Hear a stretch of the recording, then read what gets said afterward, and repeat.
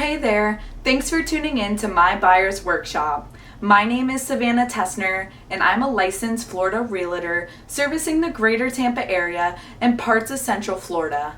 If you're looking to get in touch, schedule a consult at savannahtessner.com, linked up here. Be strong.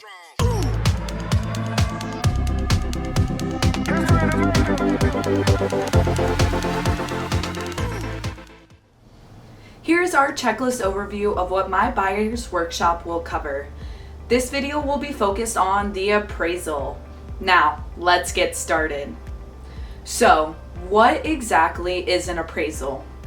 Essentially, it's a professional evaluation of the property's value, considering a variety of factors such as location, size, condition, and comparable sales in the area.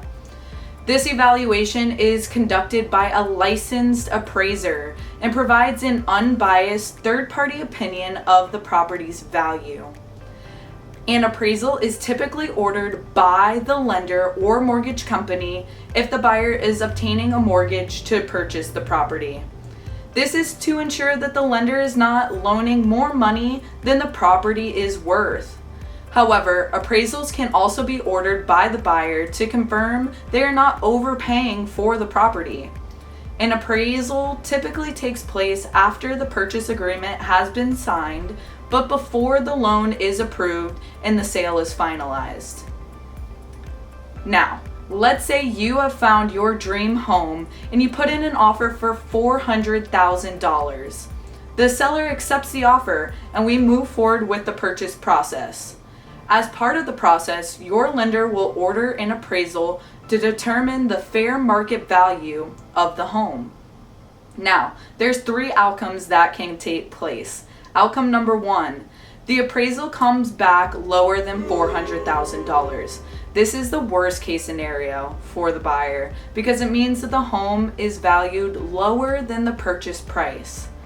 In this case, the lender is unlikely to approve the loan and the buyer may need to come up with additional funds to cover the difference or negotiate with the seller on the purchase price. If the buyer and seller cannot come to an agreement, the sale may fall through. Number 2, the appraisal comes back at $400,000.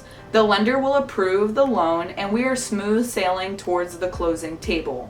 And number 3, the appraisal comes back higher than $400,000.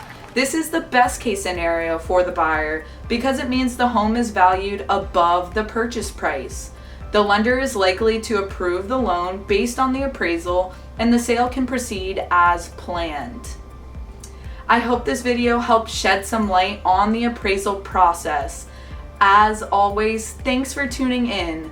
Whether you're looking to buy, sell, or just have questions about real estate, I'm here to help.